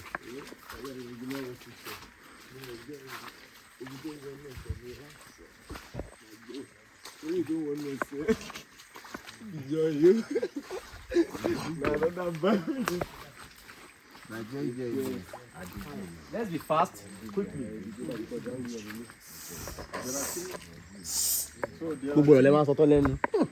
There are 3 exit and entry here for 3 categories of people. So like the way it is now, they still come around for their normal traditional stuff. Like this very entrance now and exit now is for the queen, the wife of the king. The middle one is for the king himself, and the last one happen to be the general route. So we are passing through this place now. We have access to the courtyard. So, sir, this one should pass through your own. Kò sí kankan. Kò sí kankan. Okay, okay. Bẹ́ẹ̀ni ẹ tọ́. Kò sí kankan. Ẹgbà. Kò sí kankan. Má gbàbẹ̀ o. Kò sí kankan. Òun lè ọkọ gbọ́. Kò sí kankan. Àwẹ̀ kúrò bẹ́ẹ̀ kò gbé kí kúrò bẹ́ẹ̀ jọ gbogbo ìlú.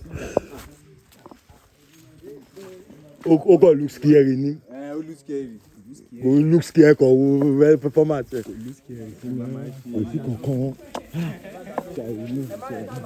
Ṣé ẹ fẹ́ jẹ́ example ni? Ṣé kò fẹ́ jẹ́ example? Kí ló tẹ̀yìn bẹ̀rù báyìí? Ṣé kò tó capture báyìí tó capture báyìí? Why are you very shy? Don't you real lọ má jẹ́ kó jẹ́ irú táìmì tá a máa wá a máa gbẹ̀rù wa ló máa jẹ́ pé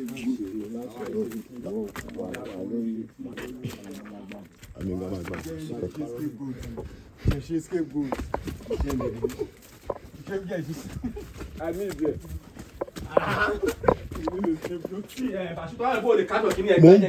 Mo ń bọ̀. Mo ti wá bí rí dáadáa. Àlẹ́ wá bí rí. Láìpẹ́ kan sọ pé ẹ̀rì jí. Gbogbo ọ̀rẹ́ ló ń gbọ́ kámẹ́rà ẹ̀ bẹ́ẹ̀. So this is the ancient palace. So you can see now You can see there are some creativities.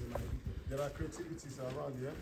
So just what they used to beautify the palace back there.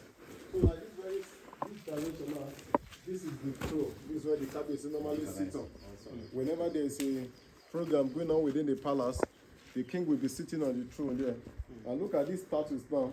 These are the security personnel. These are the people in charge of palace security. And this direction, the way you bend down now, you can see this particular direction. You see there are some scars there. That's what Idanre people used to call Caledonian scars. You know what they normally used to know the numbers of years their king spends on the throne. Like the way it is now, the way they normally observe as in do it in back then, whenever they install their king, that when it is a year on throne, they will kill a cow. Because there is no way they can be able to have an access to a calendar. They always try to monitor their month and their year with the moon set. That's what they call lunar calendar. So when it is a year on throne, they will kill a cow. I mean, when it is a year on throne that the king has already been on throne, they will spend, as in they will kill a cow, and they will now preserve his corn. That shows you have spent 1 year. That is how they will be observing it every year. As soon as he joins his ancestors, he will now bring everything out and count it one after the other. One score represents a year.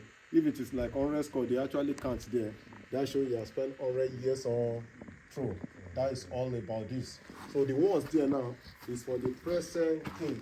This present Owa of Idanre Kingdom has spent 45 years on throne. By the son of the one will be 46 years on throne. Owa is 95 years already. Wow.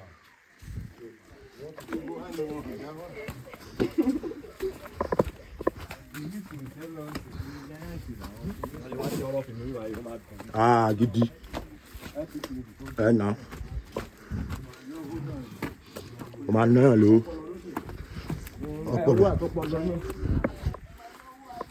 Owó ni o. Bá a ti wọ́n liver jọ. Wọ́n liver.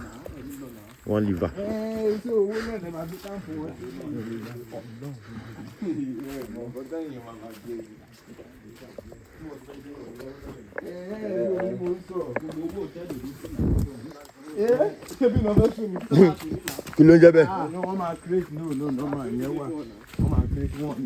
Wọ́n á mọ̀ so owó iṣẹ́ wọn yẹn náà. Ẹ̀bùn pé ó máa tún plus bẹ́ẹ̀. Èèyàn tó fẹ́ jìyà pé òun fẹ́ ṣiṣẹ́.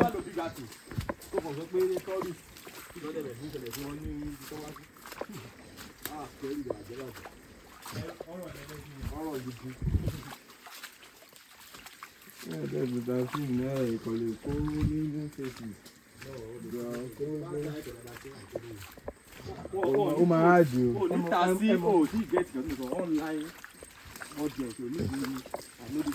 No, we see films like that, serious. I'm around film bẹ́ẹ̀ yẹn. Wà láìta professional. Àwọn èèyàn ti try kò sí nǹkan. Àwọn èèyàn ti try náà. Kò tuntun náà. Torí the way ti online kò ṣe ń work. Though ìwà yẹn, you will make your money. O dẹ̀ ní láti popular nílùú ẹ̀. Anything horror film is an international standard whatever. Táwọn èèyàn wà fẹ́ wò. So what happened to them at the end? How did they escape? Ọ̀kan tó máa ń test nípa horror movie náà. Exactly. So àwọn èèyàn máa fẹ́ wò. Only because as man climb. Gbọ́ adé bẹ́ẹ̀. Lọ ogun bẹ́ẹ̀ ni. Nǹkan tó jẹ́ pàtàkì fún mi. As is content náà ni content ni. Sure. Full one láṣẹ. Full guide. Ibi ẹ̀sùn tiẹ̀ la fẹ́ gbà padà jáde báyìí. Ibi tá gbà. Tó bá dẹ̀ mọ̀ pé o fẹ́ wà ń bẹ̀. Mo ní láti wà lókè fún yín. O lè stand kìíní ká jọ ogun kó padà wá gbé fóònù ẹ̀. Ibi ẹ̀yọ̀kan tí mi mọ̀ 30 dé ní láìpẹ́. Lọ fi síbẹ̀ lọ sínú igbó yẹn. Ṣé báyìí ní sùúrù. Okay. Tí bọ́ọ̀nà fẹ́ gùn. Tó bá ti gùn tó wà lọ mú fóònù ẹ̀. Gbà lọ stand ẹ̀ lọ dúró síbẹ̀ yẹn. Kí òun ṣùtẹ̀ lọ́wọ́. Kọjú ẹ̀ sí wa kọ́ stand ẹ̀. Ló jẹ́ pé o ní good shot.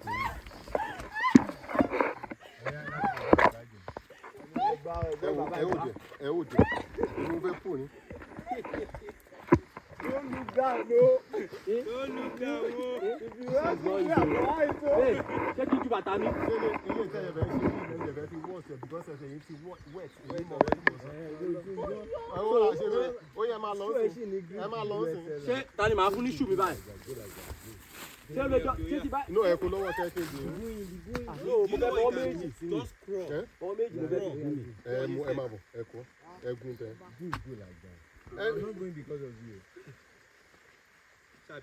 báwo ló kò sí bọ́n yẹn fẹ́ ṣe wọ́n ti kọ́ọ̀sì kínní because they wet. ó ti gún already now. kò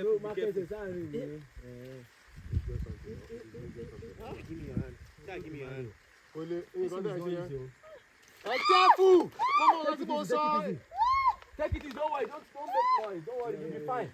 Don't panic. Oh yeah, come. Give me your hand. Give me your hand. You know it's structure need to be take strictly in the You're already there already now. No, ibẹ̀ yẹn kò yẹ kó bọ́ bàtà wọn. So I know how to do it. ẹsẹ̀ yín ẹni bẹ́ẹ̀ ṣe ń ṣe bó ṣe ṣe ẹni tẹ̀bi tó wet yẹn ẹni tẹ̀bi tó wet. A lè gbà bí o. Ẹ má gbà á sí ẹ má gbà. Ẹ má tẹ̀bi tó wet. Ẹ wá bà.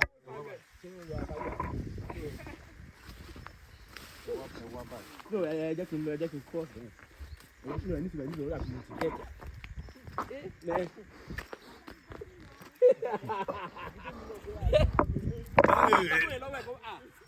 Máa lọ. Ẹ mú wa jẹ́ kí n bá.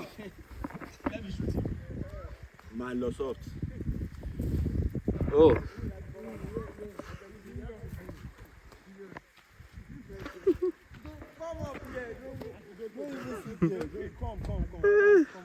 Owó mọ̀ kọ́ ṣe dúró báyìí. Dúró bẹ́ẹ̀ yẹn máa ń kúrò mi tó wáyé o. Yẹ lọ bá wọn bí tán wà yẹn.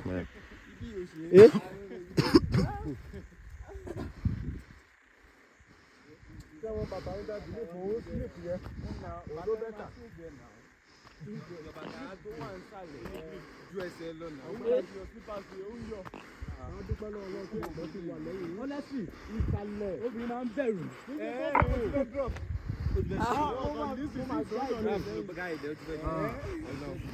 Kò sọ pé wọ́n ṣe lẹ́ẹ̀kan wọ́n ṣe ń gbé bọ̀ lẹ́ẹ̀kan ẹ̀ wá tó sàlẹ̀. ló wà kó wa capture òkúta yẹn. ajẹ́ ìdílé náà lè ní sọ pé a ti lọ sísàlẹ̀. Wà á gbé mi mọ́ náà. Àgbẹ̀tà ti ní ẹ̀ bá.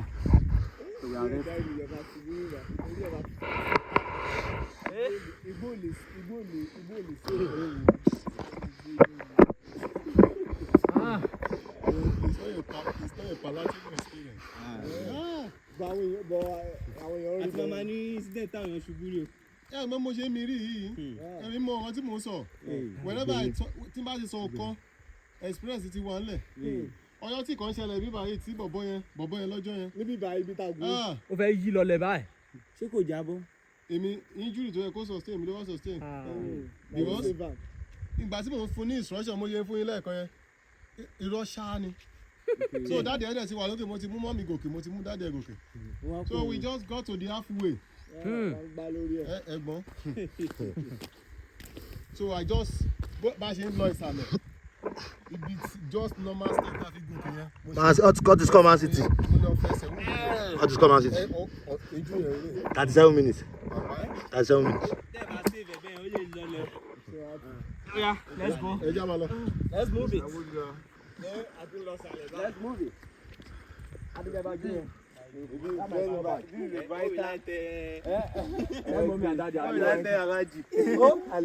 you a Muslim? No. Cut is come Man City. No, it's not a Muslim. Okay, sorry. It's a nickname. Aláàjì mo ní láti béèrè pé Okay, ṣé Alhaji Moli? Aláàjì what kind of Aláàjì are you? Alhaji Moli. Aláàjì G. Moli. Aláàjì.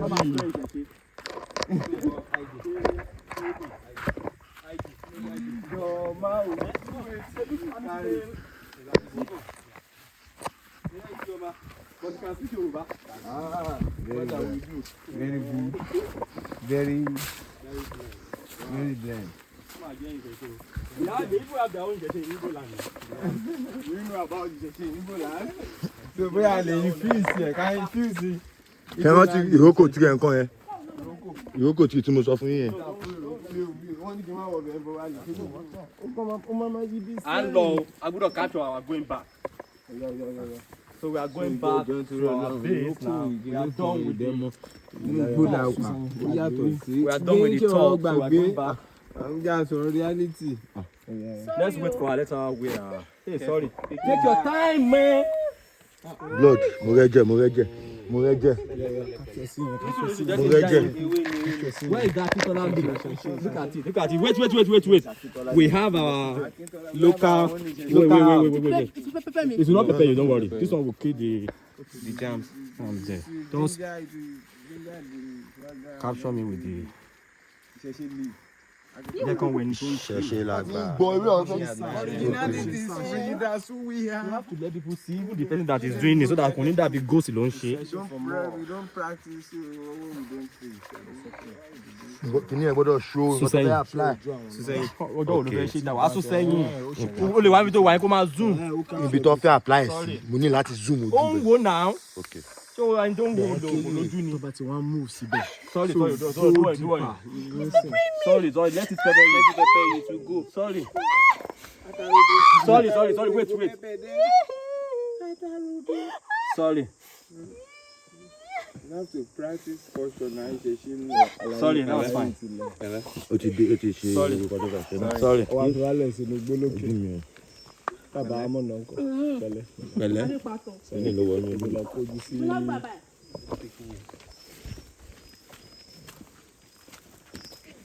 Àjọ kíkò sí nǹkan tẹ gbàgbé o.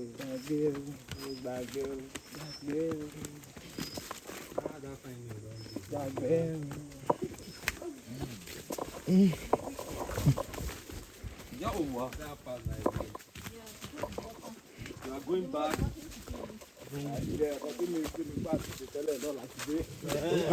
Tí bá fi bòmí ràn yín tàbí nǹkan lórí fóònù. Láti kó wá láàrọ̀ làpá. Àrọ̀ náà ara ẹ̀ náà ni. Ṣàpé àwọn ló support by the movement. Ó yẹ lọ pa àárín ni. Jẹ́ ká kún jẹ́ kó máa bọ̀ láàrọ̀ làwọn.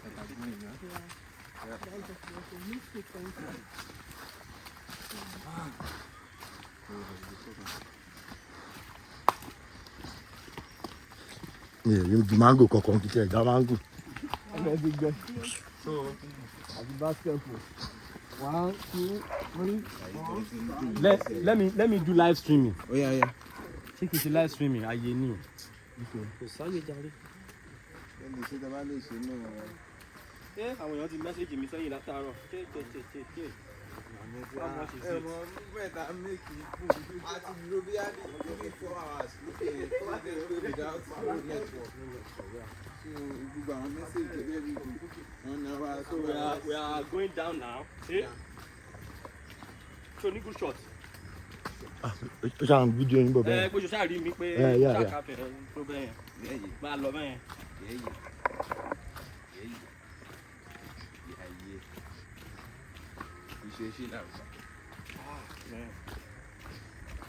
Máa subscribe sórí channel wa.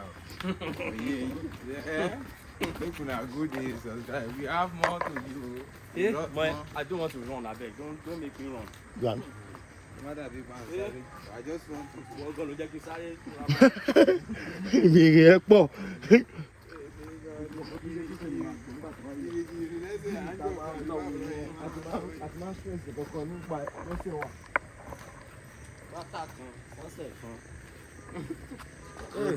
We are moving down. Yeah, we are moving down.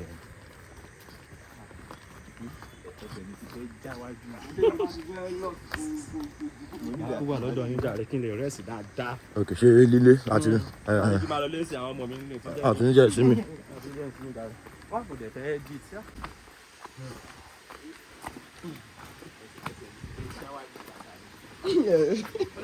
Ẹsẹ̀ mi kan wá wájú.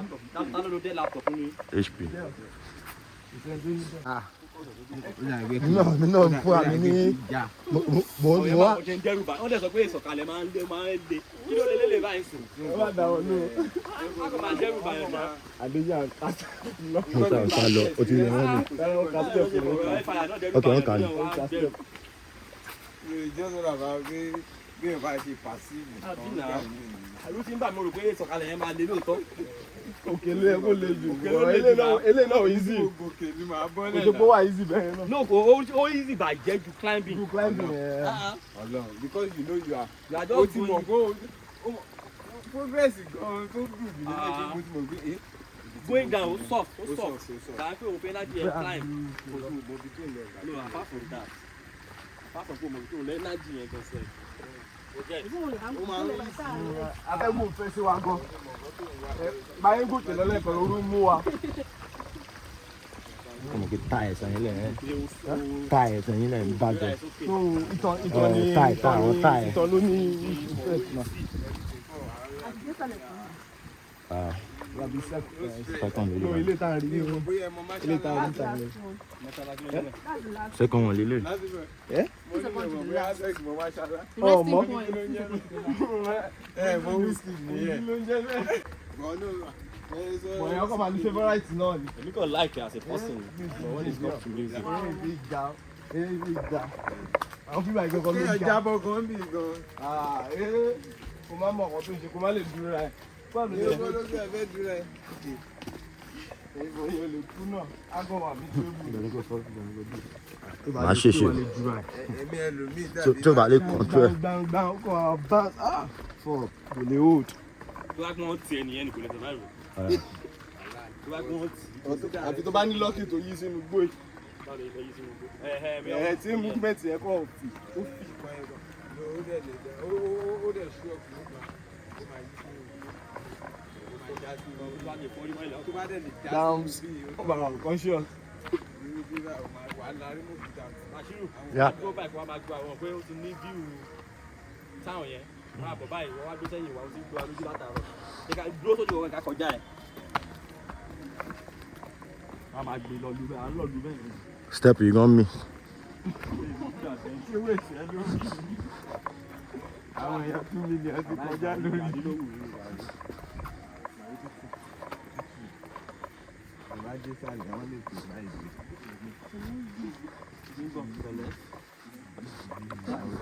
Last face náà ló kù.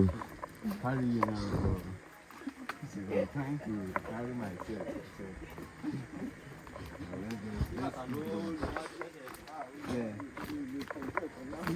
Bí bàtà yìí ṣe ń ṣe, that's how my ó dàbí pé wájú ìfẹ́ já.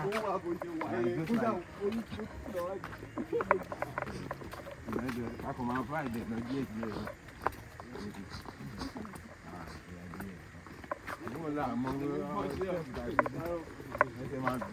No, nǹkan tẹ máa fíìmù ni pé tó bá dọ̀là báyìí wàhálà tó bá dọ̀là báyìí tó máa jí lọ tó máa ròyìn ìyẹn ó ṣù àwọn ọmọ mi wá fẹ́ gbogbo olùdó tó máa ń ṣe mọ́yọ̀ yẹn gan-an ó ń kọ́ tó ń kọ̀ fún mi ọ̀.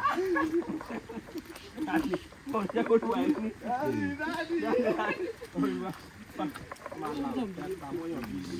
Just how to like, okay, it's not true. No, the way you do that is the same way. But just the endurance, the two. You don't have to do it.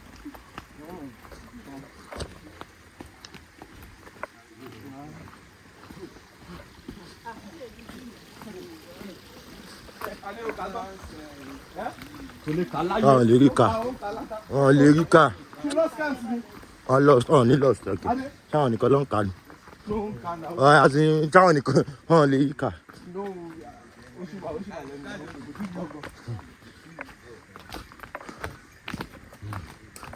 ṣé ó ń kà á lóòótọ́ ni. ó kà á bàbá yìí ìgbà ẹjú náà zo. Èmi náà ka àgbà tá à ń bọ̀ bọ̀ mi èyí ṣe. ká sí látòkè lè yẹn. Ó sú mi. Prógámà ló yẹ kó jẹ́ ẹ̀ta ẹni balẹ̀ báyìí láti tàǹkà tó. láti rẹ̀ mí. 30 minutes gan la fi gùn kì. La fi wálẹ̀. 30 minutes àbí. We are on 22 seconds, 22 minutes. táwọn òyìnbó máa kó sínú ọ̀rọ̀ wọn nìyẹn. takes about 30 minutes. Slow. Slow na lọ steady. 25 minutes ṣá. Ó kù 3 minutes la fi pé 25. Okay, o stop camera látàrọ. Kí àwọn àyè máa jù ń pọ́ ní ìgùnkè padà. àwọn people wọ́n lè gbé àwọn èèyàn tọ̀ 2 or 3 times a day. Nà ṣe wọn. Ṣé ẹ bá lọ nígbà lórí ojúmọ́ kó máa mú 10,000 lọ́lé? Every week. No, weekend. Ìlú lẹ́bẹ̀ fún 5k. Mi ti kun lówó. 5k. Ó wá sọ pé no, ó ní tẹ́bá iṣẹ́ yẹn kan lè nà mí pé ẹ fún mi. Sure. 5 For ojúmọ́ bẹ́yẹn. now nǹkan tẹ́mi náà sọ nìyẹn pé 5k. Mo ti gba 1,000 kan lọ́wọ́ ẹ̀. Tí mo kàn lè fún ní 4. 4 or 5. No, 5 máa wá fún bẹ́yẹn, wá balance. Nǹkan tó ní ìfẹ́ dùn ní Any other thing? Any other thing tẹ́fẹ́ ṣe ń. Ẹsẹ̀ mi gbọ̀n náà. No, shoot mo ṣe lọ nínú ẹ bá ṣe wọnú ká. Àti lọ o, just to make it forget bó bá ṣe sọ́mọ̀ ìbá gbé mọ́tò wa. It was a success. So, let's go straight to the car. Our mouth to food. To restore our lost sugar.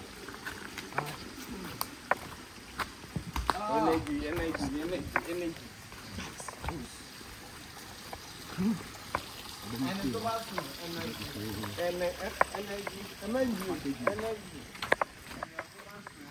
So everybody go.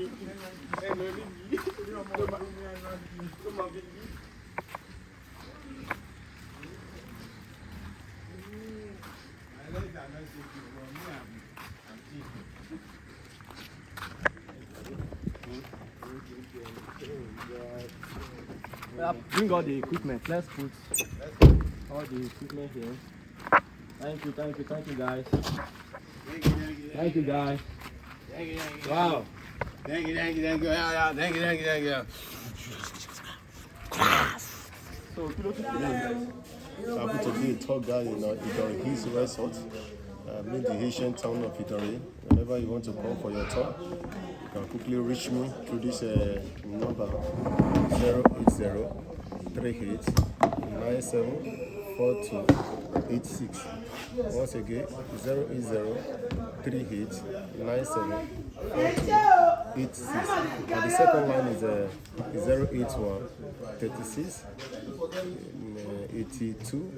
08136824390.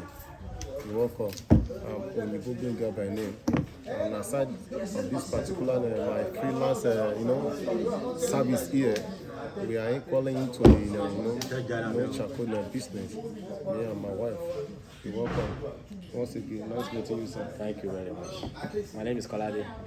So I'm the host of Very Better Life TV on YouTube. So thank you.